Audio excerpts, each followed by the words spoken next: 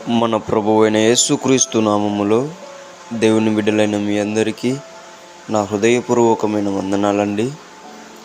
ఈరోజు దేవుని మాటలు కీర్తనల గ్రంథము 78వ అధ్యాయము 14వ వచనం.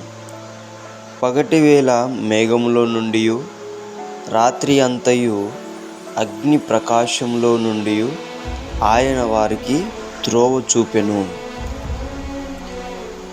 ప్రియ దేవుని బిడ్డలారా, దేవుడు సెలవిస్తున్నాడు, మనకు ఎటువంటి దారి లేకపోయినప్పటికీ, అన్ని దారులు మూయబడినప్పటికీ కూడా దేవుడు మనకు త్రోవ చూపించేవాడిగా మన జీవితానికి ఉండబోతున్నాడు.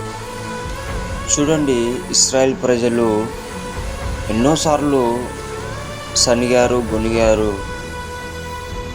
ఎన్నోసార్లు మార్గాన్ని కోల్పోయారు. అయినప్పటికీ కూడా ఆయన వారికి ఆ మార్గాన్ని తెరుస్తూనే ఉన్నాడు, ఆ దారి చూపిస్తూనే ఉన్నాడు. ఒక్కసారి గనక దేవుడు నిన్ను ప్రేమిస్తే వదిలిపెట్టే దేవుడు మన దేవుడు కాడు. ఎల్లప్పుడూ నీ చెయ్యి పట్టుకొని నిన్ను విడువను ఎడబాయనని సెలవిచ్చిన దేవుడు చివరి వరకు, గమ్యం చేరేంత వరకు నీకు ఏదో ఒక విధముగా ఆ మార్గాన్ని సిద్ధపరుస్తూనే ఉంటాడు.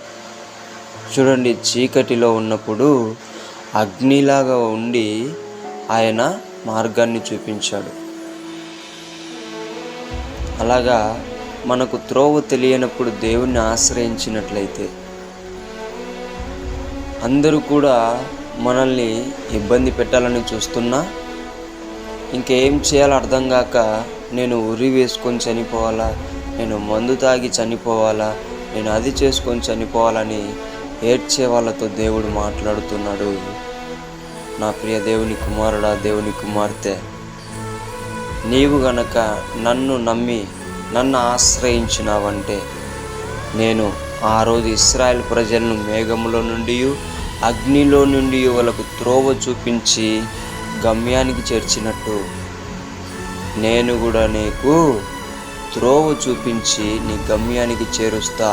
నువ్వు ఆత్మహత్య చేసుకోవడానికి అంత పిరికివానిలాగా ఆలోచించకోకుండా నా మీద నమ్మకం ఉంచని దేవుడు మాట్లాడుతున్నాడు. ఇప్పటికైనా పిరికితనము గల ఆత్మను తీసేసి, ఏ గమ్యం లేనప్పుడు, ఎటువంటి దారి లేనప్పుడు చిన్న ప్రార్థన 2 నిమిషాలు నువ్వు మోకరించు, నీ కన్నీటితో మొర్రపెట్టు, దారి తీయబడుతుంది. మార్గము అది అంతటకు అదే తెరుచుకుంటుంది. అది దేవుడు మనకిస్తున్న మార్గం. నీ కన్నీటి ప్రార్థనకున్న శక్తి తెలుసుకొని ఆత్మహత్యలు ఇలాంటివి చేసుకోకుండా దేవుణ్ణి ఆశ్రయించి దేవుని మార్గంలో నడవాలని, దేవుని ఎల్లప్పుడూ సహాయం కోరుకుంటూ ముందరికి వెళ్ళాలని, మీ జీవితంలో మీ గమ్యాన్ని చేరుకోవాలని దేవుని పేట మనవి చేసుకుంటున్నాను. దేవుడి మాటలను దీవించునుగాక. ప్రార్థించుకుందాం. మహాపరిశుద్ధుడైన మా తండ్రి, నీకు వందనాలయ్యా. తండ్రి, నిజం ప్రభువా, ఏ దారి లేనప్పుడు మనుషులందరూ ఆలోచిస్తారు నేను చనిపోతే బాగుంటుంది అని. కానీ ఏ మనుష్యుడు అనుకోడు ప్రభువా, నిన్ను ఆశ్రయిస్తే నాకు మార్గం తెరుస్తాడు నా దేవుడు అని. అన్నా, అలాంటి బిడ్డలం మేము నాన్న తండ్రి ఉంటే మమ్మల్ని క్షమించండి ప్రభువా.